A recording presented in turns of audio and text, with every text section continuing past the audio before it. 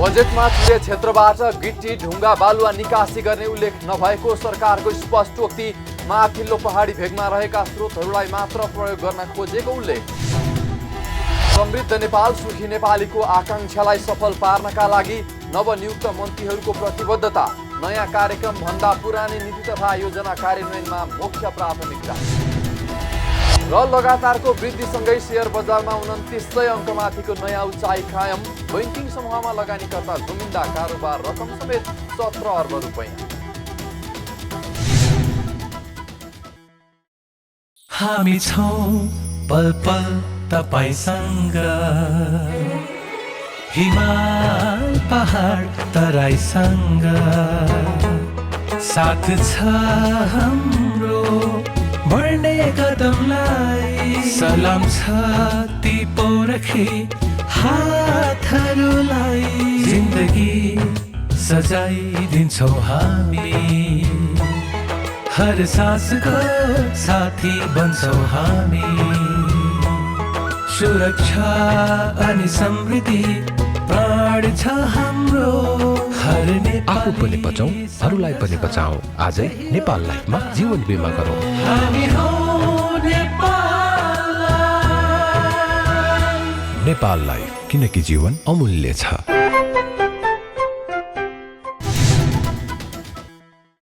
नमस्कार, कारोबार समाचारमा स्वागत छ।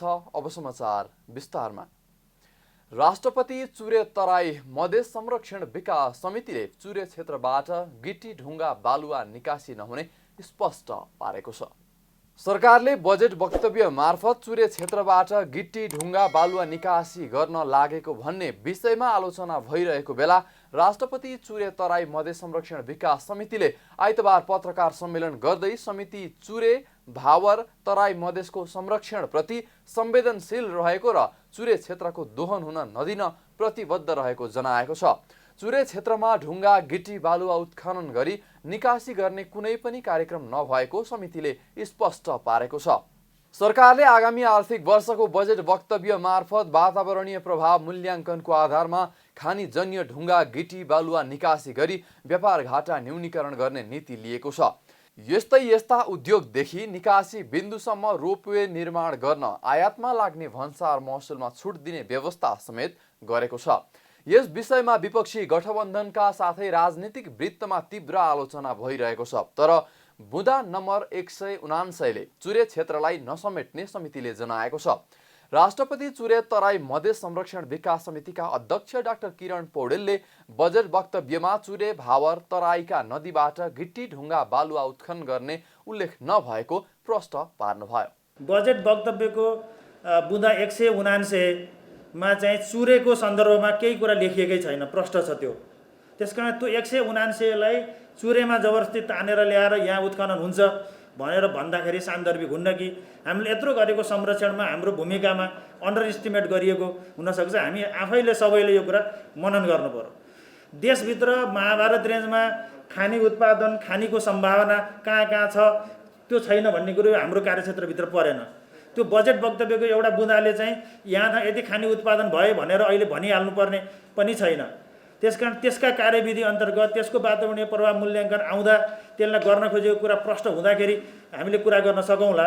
तर अहिले चाहिँ त्यो एउटा चाहिँ माथिको विषयलाई, अर्कै असम्बन्धित विषयलाई ल्याएर चुरेमा जसरी कुरा गरिएको छ त्यो चाहिँ त्यति सान्दर्भिक भएन भन्ने हिसाबमा वन तथा भू संरक्षण मन्त्रालय, चुरे यो समिति सबैले हामी छलफल गरेर चाहिँ त्यसको क्लारिफाई आएको हो नि।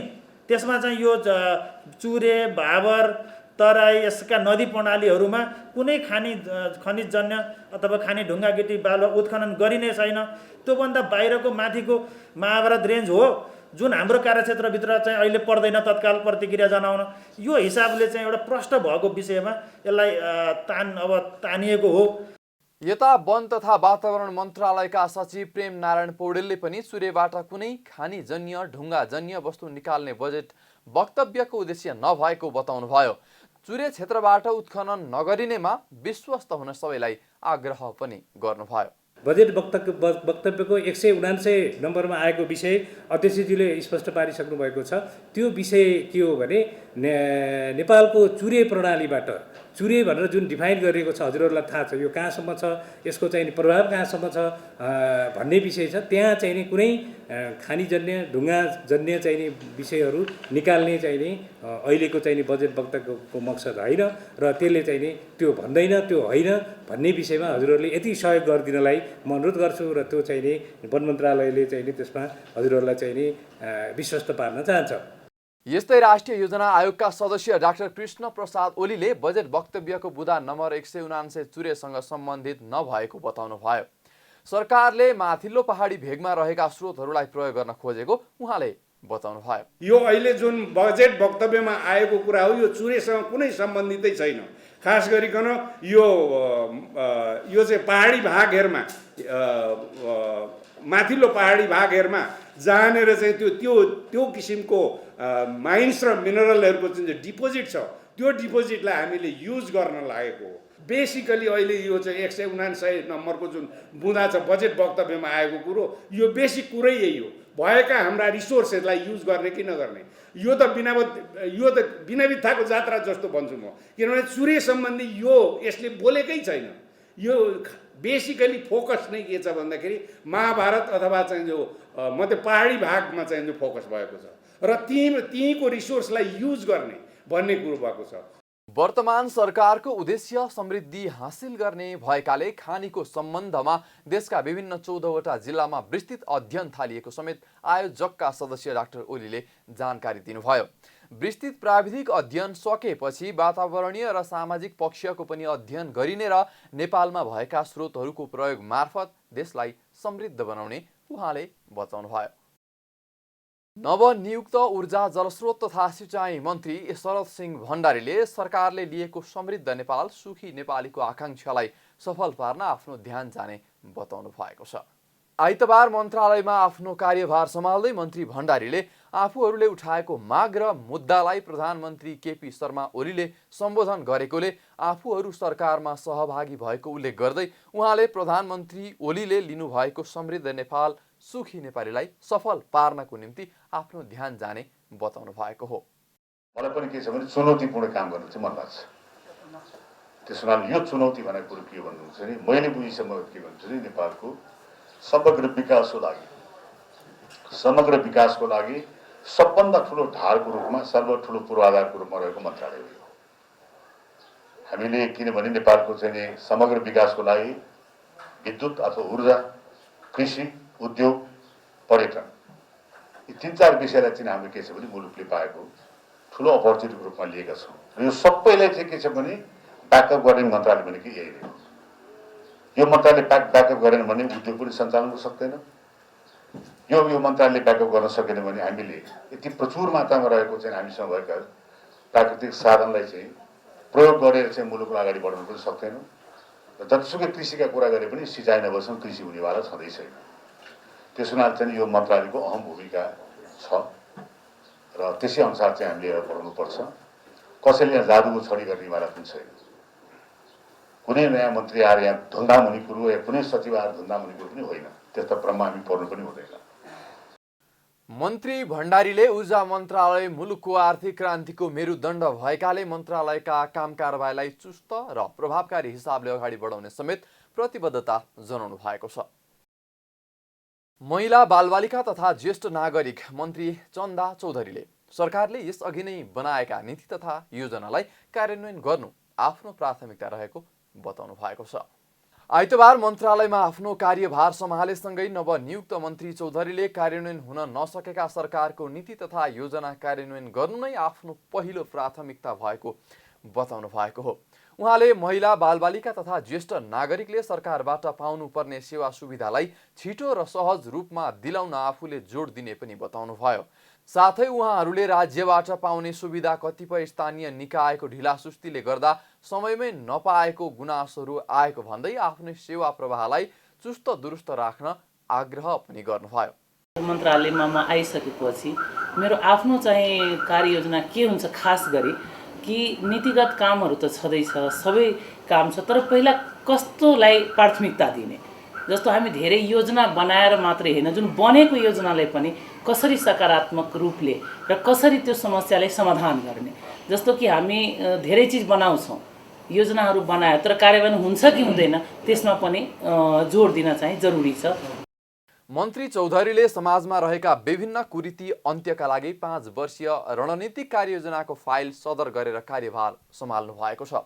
कार्यभार सम्हाल्दै उहाँले देशमा विद्यमान दाइजो प्रथा र बाल विवाह अन्त्यका लागि काम गर्ने पनि बताउनु भएको छ।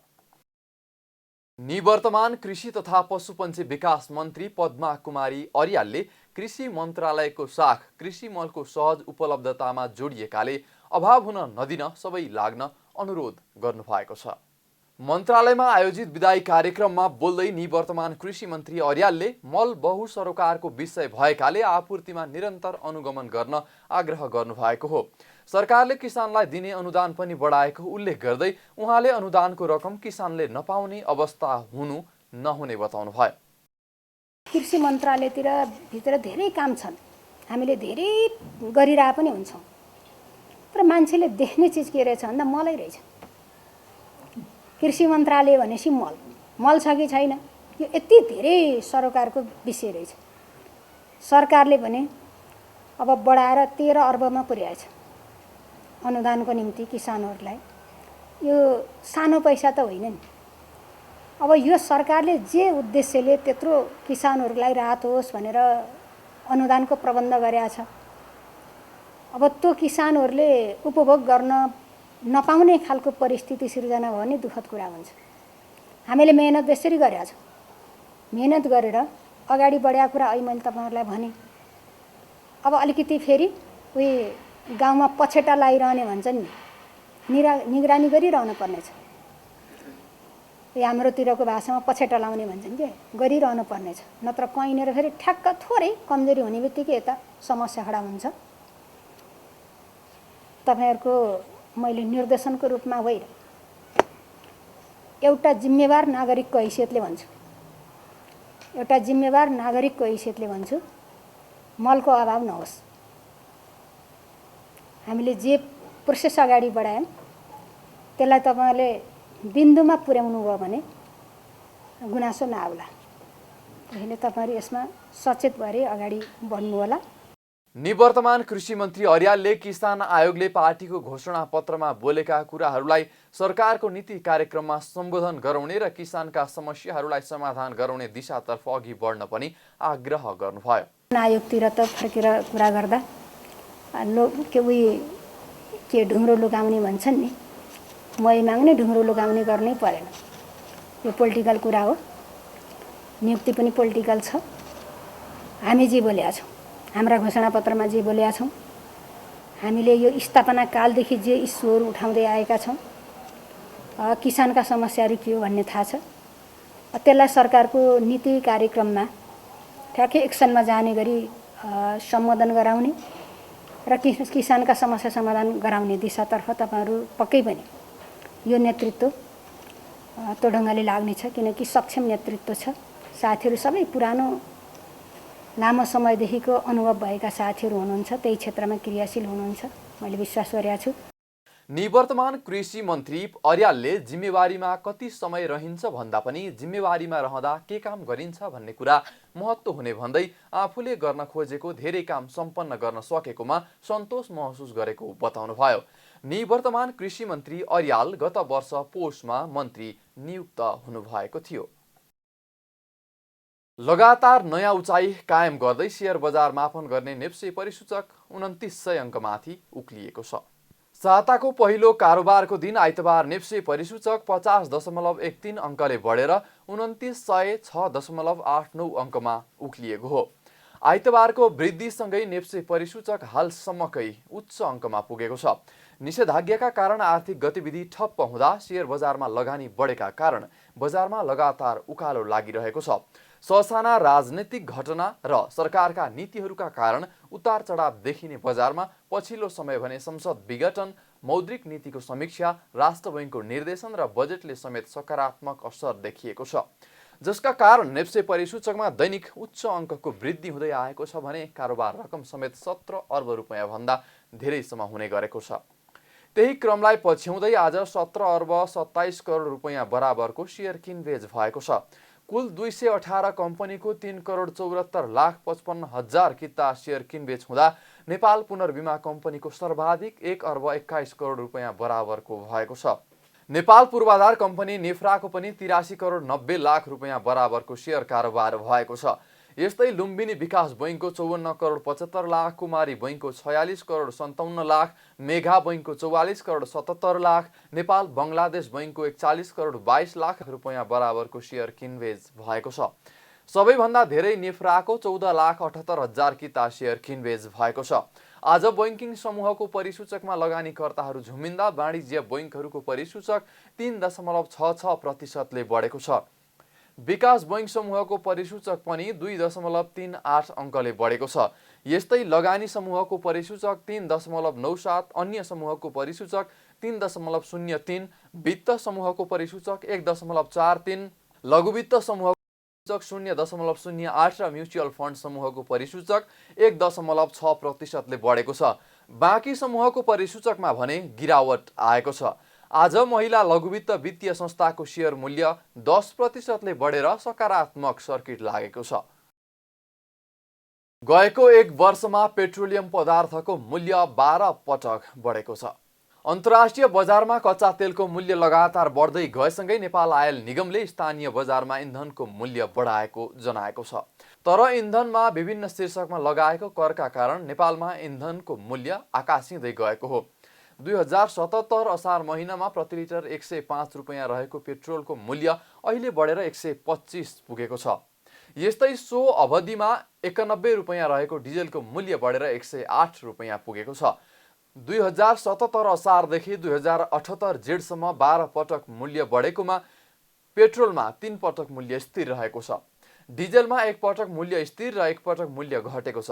निगमका अनुसार असार महिनामा 105 रुपैयाँ रहेको पेट्रोलको मूल्य चैत महिनासम्म आइपुग्दा बढेर 118 पुगेको मूल्य सोही महिना 2 रुपैयाँ बढेर 120 पुगेको थियो। यस्तै 2078 वैशाखमा बढेर 121 पुगेको पेट्रोलको मूल्य 3 जेठमा बढेर 123 र जेठ 22 गते बढेर यो मूल्य 125 भएको छ। मूल्य बढाउँदा पनि अझै पेट्रोलमा प्रति लिटर 5 रुपैयाँ 32 पैसा, डिजेलमा 3 रुपैयाँ 17 पैसा घाटा रहेको निगमको भनाइ छ। निगमलाई सबैभन्दा धेरै खाना पकाउने एलपीजी ग्यासमा प्रति सिलिन्डर 375 गरी 54 करोड घाटामा रहेको जनाएको छ। मूल्य स्थिरीकरण कोषमा भएको रकमले घाटा व्यवस्थापन गर्न नसकेकाले मूल्य बढाउनु परेको निगमको भनाइ छ। राष्ट्रिय विपद जोखिम न्यूनीकरण तथा व्यवस्थापन प्राधिकरणले यस वर्ष हुन सक्ने विपदको सामना गर्न पूर्व तयारी भइरहेको बताएको छ। प्राधिकरणका कार्यकारी प्रमुख डाक्टर अनिल पोखरेलले यस वर्ष मनसुनको समयमा आइपर्ने विपदहरू बाढी पहिरोको घटनाको प्रतिकार्य गर्नका लागि प्राधिकरणले केन्द्रदेखि स्थानीय तहसम्म छलफल सुरु गरेर तयारी थालेको बताउनु भएको हो। तर कोभिड संक्रमणको जोखिम सहरबाट गाउँ-गाउँ पुगेको अवस्थामा विपदको उद्धारमा खट्ने जनशक्तिलाई संक्रमण हुनबाट कसरी बचाउने भन्ने चुनौती रहेको प्रमुख पोखरेलको भनाइ छ। विपदमा उद्धार व्यवस्थापन गर्न पहिलो पक्ष स्थानीय सरकार भएकोले र अहिले स्थानीय सरकारहरूले विपद पूर्वको काम गरिरहेको पनि प्रमुख पोखरेलले बताउनुभयो। सरकारले विपदको समयमा खट्ने वर्गको पहिचान गरी खोप लगाउन सके काममा सहज हुने पनि बताउनुभयो। कार्यकारी प्रमुख डाक्टर पोखरेलले विपदमा उद्धारमा खट्ने फ्रन्टलाइनर्सहरूलाई कोभिड-19 विरुद्धको खोपको व्यवस्थापन गर्ने बारे सम्बन्धित मन्त्रालयसँग छलफल भइरहेको पनि जानकारी दिनुभयो। यो जुन कोभिड र बाढी पहिरो लगायतको जुन यो रोग व्याधिहरूको छ त्यसको लागि हामीले विशेष तयारी हामी सुरु गर्न थालिसकेका छौँ। यस्तो खालको एक्टिभेसन गर्ने हामीले पोहोर पनि गरेका थिएनौँ। यो वर्ष हामीले विशेष परिस्थिति छ भनेर हामीले यो क्लस्टरको मेकानिजमलाई एक्टिभेट पनि गऱ्यौँ र जोइन्टली हामीहरूले त्यसरी हरेक हप्ता उहाँहरूसँग बसेर अहिलेसम्मको तयारीहरू के भए यसलाई हामीले अझै फर्दर कसरी इम्प्रुभमेन्ट गर्न सकिन्छ भन्दै हामी त्यसरी पूर्व तयारीहरू गरिरहेका छौँ। क्लस्टर मेकानिजम र क्लस्टरमा नभएका मन्त्रालय, प्राइभेट सेक्टरहरू त्यो सँगसँगै हामीहरूको अन्य निकायहरूसँग पनि हामीले कोअर्डिनेट गरेर कामहरू गरिरहेका छौँ। त्यो सँगसँगै हामीहरू स्वास्थ्य मन्त्रालयसँग हामी अर्को के पनि गर्दैछौँ भने हाम्रा यस्ता फ्रन्टलाइन रेस्पोन्डर्सहरूलाई हामीहरूलाई स्थानीय पालिकामा हुने खालका स्वयंसेवीहरूदेखि लिएर रेड क्रसका भोलिन्टियर्सहरूदेखि लिएर हाम्रो सुरक्षाकर्मीहरू जसले चाहिँ यो विपत्तिको समयमा यसको भोलिन्टियर्सहरूको पनि जुन काम गर्नु रेस्पोन्डर्सको जुन काम गर्नुहुन्छ उहाँहरूलाई पनि खोपको व्यवस्थामा उहाँलाई प्राथमिकतामा दिने अहिले अब आज हाम्रो जहाज गएको छ चीनमा लिएर आउन त्यस्तो लगायत नेपाल सरकारले विभिन्न सरकारहरूको मार्फतबाट जुन लिएर आउने खोपहरूमा चाहिँ यो फ्रन्टलाइन रेस्पोन्डर्सहरूलाई प्राथमिकतामा राख्ने हेल्थ वर्कर्सलाई प्राथमिकता राख्ने हाम्रो सुरक्षा संयन्त्रका साथीहरूलाई प्राथमिकता राख्ने यी यावत कुराहरूमा हामीहरू स्वास्थ्य मन्त्रालय लगायत नेपाल सरकारका विभिन्न मन्त्रालयहरूसँग हामीहरू यसमा समन्वय गरेर हामीहरू तयारी गर्दैछौँ। यस वर्ष विपदका घटना बढ्न सक्ने सम्भावना रहेको भन्दै उहाँले जोखिम कम गर्ने सम्बन्धमा पूर्व तयारी थाल्न पनि सबैको ध्यानाकर्षण गराउनु भएको छ। कारोबार समाचारमा अब सुन चाँदी र विदेशी विनिमय दर सम्बन्धी जानकारी।